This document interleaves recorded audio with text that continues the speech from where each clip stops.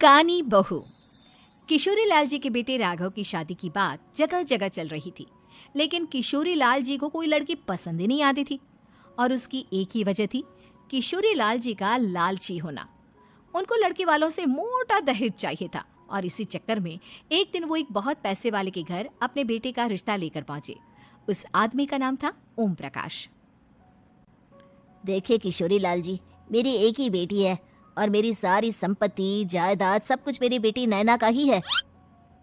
पापा, नाम से लगता है बहुत खूबसूरत होगी। कितना अच्छा नाम है ना, नैना। वैसे बात तो सही है आपकी।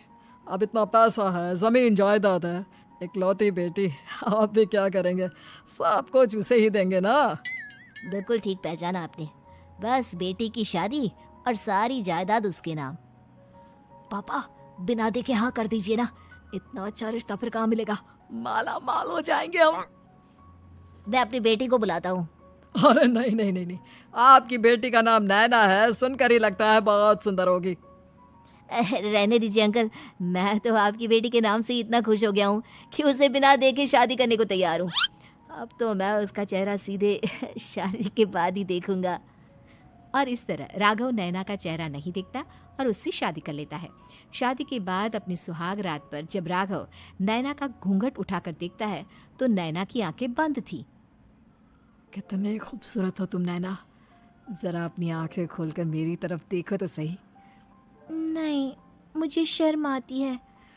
अरे, मैंने तुम्हें शादी से पहले भी नहीं देखा, और अब अगर तुम आंखें खोलकर मुझे देखोगी भी नहीं तो मुझे अच्छा कैसे लगेगा? इससे पहले कि नैना अपनी आंखें खोलकर राघव की तरफ देखती, अचानक से लाइट चली गई और राघव नैना को पूरी तरह से देख भी नहीं पाया। अगली सुबह नैना राघव के लिए नाश्ता बनाकर लेकर आई।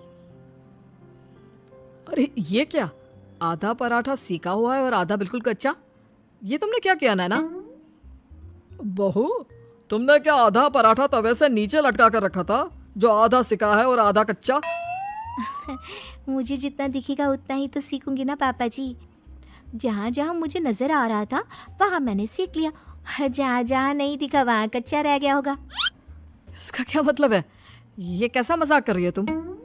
अरे बहू, तुमने इतना लंबा घूंघट क्यों लगाया हुआ है? देखो, हमारे घर में बहुओं को बेटी की तरह रखा जाता है, और फिर तुम तो इतना सारा माल लेकर आई हो। देखो, ये घूंघट डालकर रखने की कोई ज़रूरत नहीं है। हाँ नैना, पापा जी ठीक कह रहे हैं, तुम तो आराम से रहो, अपना ही घर समझो। नैना अचानक से अपना घूंघट उठा लेती है। अरे ये क्या पापा, नैना की तो एक आंख फूटी हुई है। नाम से नैना, लेकिन ये तो कानी बहू निकली। मेरे साथ धोखा हुआ है, धोखा। बिना दिखाए अपनी कानी लड़की मेरे संग ब्याह दी। मुझे कानी बीवी नहीं चाहिए। मुझे अभी ओम प्रकाश जी से बात करनी पड़ेगी। आखिर उन्होंने मेरे साथ ऐसा किया क्यों? अरे, आप लोगों ने ही तो पापा से कहा था कि आप लोग शादी से पहले मुझे देखना नहीं चाहते। अब मेरे पापा पर क्यों इल्जाम लगा रहे हैं? अरे लेकिन उन्हें बताना तो चाहिए था ना कि तुम कानी हो, एक आंख से तुम्हें दिखाई नहीं देता। किशोरी लाल और राघव नाराज होकर ओम प्रकाश को अपने घर बुलाते हैं। पापा जी, ये आपने क्या किया? शादी से पहले बताया क्यों नहीं कि नैना की आंखों में परेशानी है? अरे, आप ही ने तो लड़की देखने से मना कर दिया था। और लेकिन आप बता तो सकते थे। आपको तो हमारी बेटी की प्रॉपर्टी चाहिए थी, वो भी पूरी की पूरी। अब क्या हुआ अगर उसे आधा दिखाई देता है? प्रॉपर्टी तो आपको पूरी मिल गई ना। अरे ये क्या बात हुई? मेरी शादी प्रॉपर्टी से नहीं, आपकी बेटी से हुई है। अब ये तो पहले सोचना चाहिए था। तब तो मेरी प्रॉपर्टी देखकर तुम्हारी जुबान लप लपा रही थी।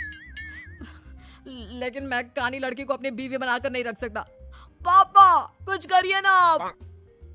हाँ, करता हूँ। देखिए ओम प्रकाश जी, आप हमारे साथ ऐसा नहीं कर सकते।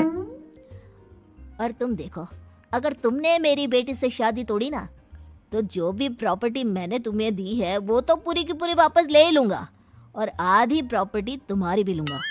अरे, मेरी आधी प्रॉपर्टी भला क्यों लेंगे आप? इसलिए क्योंकि मेरी बेटी को आधा नजर आता है और उसकी नजर अभी तक तुम्हारी आधी जायदाद पर ही पड़ी है। अब तुम उसे घर से निकालोगे तो कुछ तो लेकर जाएगी ना। और अगर हम आपकी बेटी को अपने घर की बहू बनाकर रखे तो? तो तुम्हारी पूरी प्रॉपर्टी तुम्हारी ही रहेगी, और जो मैंने तुम्हें दिया है ना उसमें से बस मैं आधा लेकर जाऊंगा। अरे लेकिन अब आप अपनी दी हुई प्रॉपर्टी में से आधी वापस क्यों लेकर जाएंगे? अगर मैं आपकी बेटी को अपनी पत्नी बनाकर रखने को तैयार हूं तो। इसलिए ताकि भविष्य में अगर तुम मेरी बेटी को धोखा दो तो उसके पास कुछ तो रहे जो पति का हो। वैसे मेरे पास तो बहुत कुछ है, लेकिन अपने पति की कोई निशानी तो उसके पास होनी चाहिए ना। अब अगर तुमने मेरी बेटी को कहानी कहा तो तुम्हें प्रॉपर्टी भी कहानी ही मिलेगी, पूरी नहीं। जमाए राजा। किशोरी लाल और राघव समझ चुके थे कि वो बुरी तरह फंस चुके हैं और अब उनके पास वहां से निकलने का कोई चारा नहीं है। अब समझ में आया ना, लालच बुरी बला होती है। एक तो तुम्हें प्रॉपर्टी मिली, ऊपर से बीवी मिली, उसमें तुम्हें नखरे भी दिखाने हैं। आए बड़े, चुपचाप बैठो दोनों। कुछ दिनों के बाद नैना राघव की कार लेकर बाजार घूमने निकलती है और जब कार लेकर वापस आती है, ये क्या, एक तरफ से मेरी गाड़ी पूरी खराब हो चुकी है। लगता है तुमने मेरी गाड़ी को किसी दूसरी गाड़ी के साथ एक्सीडेंट किया है। अरे अरे कितना बड़ा नुकसान कर दिया तुमने बहू। वो क्या है ना पापा जी, मुझे एक आंख से दिखाई नहीं दे रहा था, सामने से गाड़ी आ रही थी। मुझे तो सिर्फ आधा ही दिखाई दिया और वो गाड़ी मेरी कार से रगड़ते हुए निकल गई। अब मैं क्या करूं बताओ? आप इसे ठीक कराने के पैसे कौन देगा? तुम्हारे पापा। तुमने मुझसे इस तरह से बात की? अभी रुको। नैना राघव की शिकायत ओम प्रकाश को कर देती है।